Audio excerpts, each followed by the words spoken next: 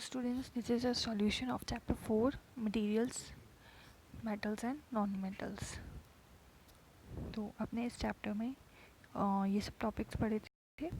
Materials, metal and non metal, मतलब जितने भी मटेरियल्स होते हैं उनको दो कैटेगरी में कैटेगराइज किया गया है, मेटल्स में एंड नॉन मेटल्स में। देन आते हैं physical property of metal and non metal. जो फिजिकल प्रॉपर्टी होती थी मेटल्स की, नॉन मेटल्स की, उनके बारे में हमने पढ़ा। देन केमिकल प्रॉपर्टीज़ जो होती हैं दोनों की, उनके बारे में। देन उनके क्या क्या यूजेस होते हैं, मेटल्स किन किन चीज़ों में यूज़ आते हैं, नॉन मेटल्स कहाँ कहाँ यूज़ आते हैं, वो सब हमने पढ़ा था ना। आपकी ये टेक्स्ट बुक क्वेश्चंस हैं। Question first, which of the following can be beaten into thin sheets. तो ऐसा कौन सा मटेरियल है ये इनमें से जिसको हम अगर बीट करेंगे तो वो एक थिन शीट में कन्वर्ट हो जाएगा। तो जो जिंक होता है ना, उसको हम शीट में कन्वर्ट कर सकते हैं क्योंकि ये एक मेटल है। लाइक फॉस्फोरस, सल्फर, ऑक्सीजन, ये क्या है, सब नॉन मेटल की कैटेगरी में आते हैं। ऑक्सीजन क्या है, एक गैस है।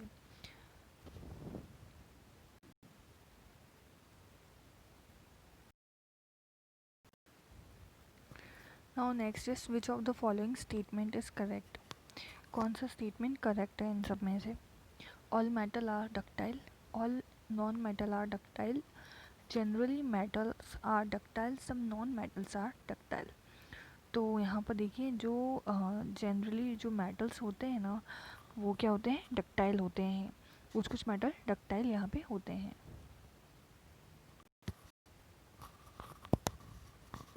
Now filling the blanks. Phosphorus is a very dash non metal, तो रिएक्टिव। तो फॉस्फोरस होता है ना, वो एक बहुत ही ज़्यादा रिएक्टिव नॉन मेटल है। वो किसी के साथ भी इजीली रिएक्ट कर देता है, लाइक एयर है। Now metal are dash conductors of heat and dash. तो जो मेटल्स होते हैं ना, वो गुड होते हैं कंडक्टर्स। जो मेटल्स होते हैं ना, वो गुड कंडक्टर्स होते हैं, हीट के भी और इलेक्ट्रिसिटी के। तो जितने भी मेटल है, अगर उनको हम गर्म करते हैं तो वो उनमें पूरी जो हीट होती है वो फैल जाती है इजीली। उसी तरीके से जो इलेक्ट्रिसिटी होती है वो भी वहाँ उसमें कंडक्ट हो सकती है। देन आता है iron is dash reactive than copper. तो जो आयरन होता है ना, वो मोर रिएक्टिव होता है। यहाँ पे आएगा मोर। तो जो आयरन है वो ज़्यादा रिएक्टिव है कॉपर के कंपैरिजन में। ठीक है। Now metals react with acids to produce gas. जो मेटल होते हैं ना, वो जब भी एसिड से रिएक्ट करते हैं ना, तो वो क्या करते हैं, क्या प्रोड्यूस करते हैं, गैस प्रोड्यूस करते हैं। मतलब हाइड्रोजन, जो हाइड्रोजन गैस होती है वो लोग प्रोड्यूस करते हैं। नाउ नेक्स्ट है ट्रू एंड फॉल्स है। सो सबसे पहले है आपका generally non metals react with acid. तो जो नॉन मेटल्स होते हैं ना, वो रिएक्ट करते हैं एसिड से, तो ये आपका फॉल्स हो जाएगा। ठीक है, जो मेटल्स होते हैं वो रिएक्ट करते हैं एसिड से। Then sodium is very reactive metal. Sodium होता है वो बहुत ही ज़्यादा रिएक्टिव मेटल होता है, तो ये ट्रू है, सोडियम बहुत ज़्यादा रिएक्टिव होता है। Now copper displace zinc from zinc sulphate solution. ठीक है, तो यहाँ पर गलत है, ये रॉन्ग होगा। ठीक है, जब भी हम कॉपर की और जिंक सल्फेट की रिएक्शन करवाते हैं तो वो कभी भी जिंक को रिप्लेस नहीं करता है। ठीक है। Now coal can be drawn into wire. जो कोल होता है उसको हम ड्रॉन मतलब वायर से उससे बना सकते हैं। तो आप कोल आपको पता ही है, कोयला जो जिसे कहते हैं, उससे हम वायर्स नहीं बना सकते हैं। नाउ नेक्स्ट है आपका some properties are listed in the following table, distinguish between metal and non metal are on the basis of these property. तो यहाँ पे प्रॉपर्टीज़ दे रखी हैं और आपको पता है ना, ये सारी प्रॉपर्टीज़ मेटल्स की होती है, नॉन मेटल की होती है। तो यहाँ पे देखो, अगर हम अपीयरेंस की बात करें तो यहाँ पर देखिए जो मेटलिक होता है ना, उनके अंदर ये होता है। ठीक है, और नॉन मेटल्स क्या होते हैं, डल होते हैं अपीयरेंस में। ठीक है, हार्डनेस की अगर हम बात करें तो मेटल्स जो होते हैं वो बहुत ज़्यादा हार्ड होते हैं, नॉन मेटल्स सॉफ्ट होते हैं। देन मियाबिलिटी की बात करें तो जो मेटल्स होते हैं वो ज़्यादा मेबल होते हैं as compare to non metal. Ductility की बात करें तो डक्टाइल होते हैं मेटल्स, एंड जो नॉन मेटल्स होते हैं वो नॉन डक्टाइल होते हैं।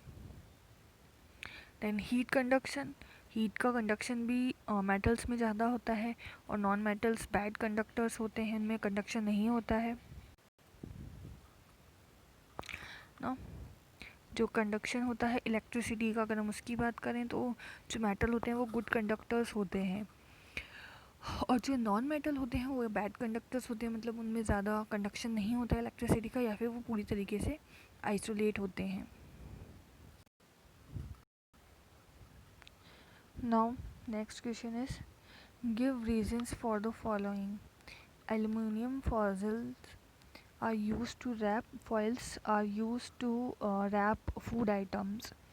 तो जो एलुमिनियम फॉइल्स रहती हैं वो फूड रैप के काम आती हैं, तो ये ट्रू है, आपको पता ही है। जितने भी फॉइल्स वगैरह होती है ना वो पतली जो एलुमिनियम की शीट्स होती हैं उनकी बनी होती है। तो जो क्या है, एलुमिनियम जो होता है वो ज़्यादा मेयाबल होता है।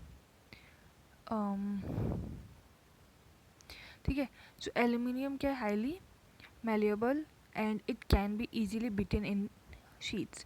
तो यहाँ पर क्या है, जो एल्यूमिनियम होता है उसको अगर हम बीट करेंगे तो उसकी पतली पतली शीट्स हम बना सकते हैं, जो कि एज अ फॉइल हम काम में लेते हैं फूड रैप करने के।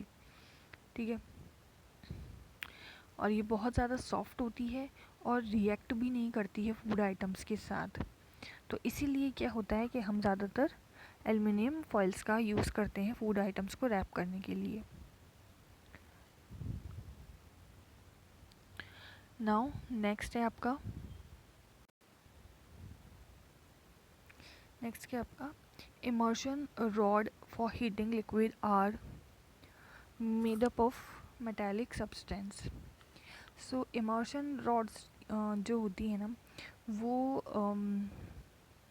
जो हीटिंग मतलब कोई भी पानी गर्म करने के लिए, कोई भी लिक्विड गर्म करने के लिए जो रॉड्स काम में आती है वो क्या होती है, मेटालिक सब्सटेंस की बनी होती है। तो यहाँ पे जो इमर्शन रॉड्स होती है ना वो मेटालिक सब्सटेंस की बनी हुई होती है।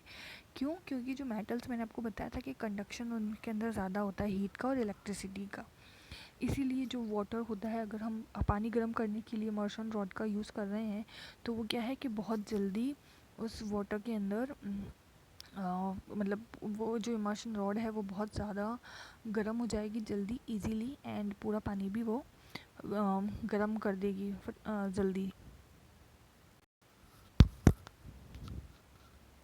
ना। Sodium and potassium are stored in kerosene.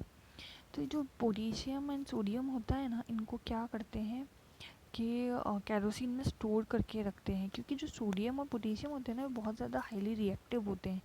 ठीक है, तो एयर में आते ही ये मतलब इनमें रिएक्शन होने लग जाता है, इसलिए इनको केरोसिन में रखते हैं।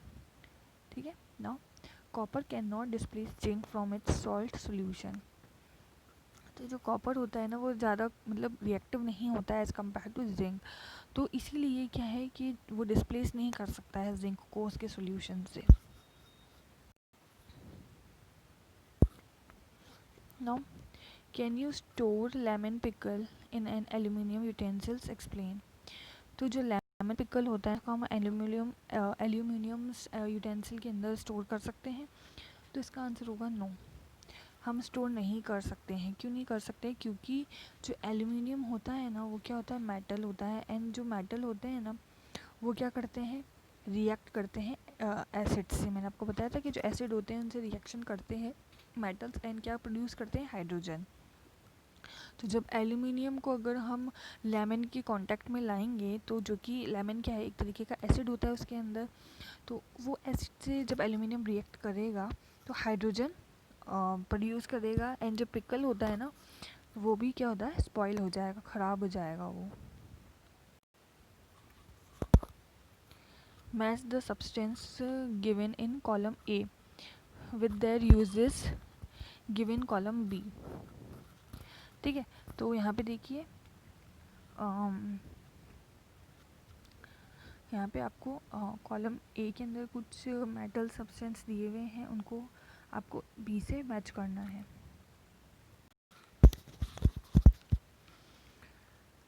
तो देखिए यहाँ पर जो गोल्ड है, गोल्ड को हम क्या करते हैं, ज्वेलरी बनाने में लेते हैं, तो गोल्ड का क्या हो जाएगा, ज्वेलरी हो जाएगा। देन आता है हमारा आयरन। आयरन हम कहाँ पे यूज़ करते हैं, मशीनरी में, क्योंकि जो जितने भी मशीन्स वगैरह होते हैं वो सब आयरन के बनते हैं, उनमें कहीं ना कहीं आयरन का यूज़ होता ही है। देन आता है हमारा एल्यूमिनियम। एल्यूमिनियम का बताया था हमें, जो रैप फूड करते हैं तो एल्यूमिनियम का तो यही होगा, रैपिंग फूड। उसके बाद कार्बन। कार्बन हम एज अ फ्यूल यूज़ करते हैं, लाइक आपने कोल देखा है, तो कोल को हम एज अ फ्यूल यूज़ करते हैं, तो कार्बन क्या होगा, फ्यूल होगा। देन आता है कॉपर। जो इलेक्ट्रिकल वायर्स होते हैं हमारे, वो सब क्या है, कॉपर वायर के बने हुए होते हैं, ठीक है। देन आता है हमारा मर्क्यूरी। मर्क्यूरी हम कहाँ यूज़ करते हैं, थर्मामीटर्स के अंदर हम मर्क्यूरी यूज़ करते हैं टेम्परेचर मेज़र करने के लिए।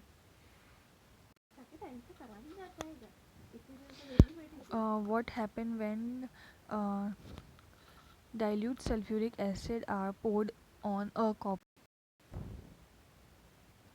plate, ठीक है। सो डाइल्यूट जो सल्फ्यूरिक एसिड को अगर हम कॉपर प्लेट के अंदर डालेंगे, तो यहाँ पर देखिए इसका आंसर दे रखा है, कोई भी रिएक्शन नहीं होगी, क्योंकि जो कॉपर होता है ना, वो क्या होता है, बहुत ही ज़्यादा कम रिएक्टिव होता है, ठीक है। नाउ नेक्स्ट है आपका iron nails are placed in copper sulphate solution. तो अगर आयरन नील्स होती है, अगर हम उसको कॉपर सल्फेट की सोल्यूशन में रखेंगे तो क्या होगा, तो आयरन जो होता है ना, वो ज़्यादा रिएक्टिव होता है कॉपर के कंपैरिजन। तो ये क्या करेगा, जो कॉपर होता है ना, उससे रिएक्ट करके उसको कॉपर को रिप्लेस कर देगा, ठीक है। और जो एक ब्राउन कलर की जो कोटिंग होती है ना, वो कॉपर के ऊपर डिपॉजिट हो जाएगी, ठीक है। सॉरी, जो एक ब्राउन कलर की कोटिंग होती है कॉपर की, वो क्या होगी, जो आयरन की नेल्स होती है ना, उस पर डिपॉजिट हो जाएगी, ठीक है। और जो ब्लू कलर होगा, वो क्या होगा, ग्रीन कलर में कन्वर्ट हो जाएगा, ठीक है। तो iron plus copper sulphate solution का अगर हम रिएक्शन करवाते हैं तो क्या होता है, आयरन सल्फेट बनेगा सोल्यूशन, और कॉपर क्या हो जाएगा, रिमूव, मतलब अलग से एक सब्सटेंस बन जाएगा कॉपर का। Saloni took a piece of burnt charcoal and collects the gas involved in test tube. तो यहाँ पे देखो, सलोनी ने क्या करा, एक बर्निंग चारकोल लिया, ठीक है, उसकी जो गैस है उसको कलेक्ट करी टेस्ट ट्यूब में। तो वो क्या है कि कैसे फाइंड करेगी कि उस गैस का नेचर क्या है, तो she can find the nature of the gas by using a wet litmus paper. तो जो वेट लिटमस पेपर होता है ना, उसको यूज़ करके वो उसका नेचर फाइंड कर सकती है। After bringing the litmus paper in contact with the gas, अगर हम जो लिटमस पेपर होता है उसका कॉन्टेक्ट करवाएंगे उस गैस से, तो जो ब्लू लिटमस पेपर होता है ना, वो रेड लिटमस पेपर में कन्वर्ट हो जाएगा, ठीक है, क्योंकि वो क्या होता है, एसिडिक होता है। Similarly if it turn red litmus paper into blue, तो इट इज़ बेसिक। अगर वो जो गैस है, अगर वो रेड लिटमस पेपर को ब्लू में चेंज कर रही है, तो वो जो गैस है वो क्या होगी, बेसिक होगी, ठीक है। नाउ नेक्स्ट है आपका, write down the word questions equations of all reaction taking place in this process. तो अब ये जो प्रोसेस हमने किया, इसमें कौन कौन सी रिएक्शंस हो सकती है, एक तो हो सकती है कार्बन प्लस ऑक्सीजन की, जिससे हमारा क्या बनेगा, कार्बन डाइऑक्साइड, या फिर सेकेंड रिएक्शन होगी एक और carbon dioxide plus lime water की, जिससे हमें मिल्की मिल्की सा वाटर मिलेगा।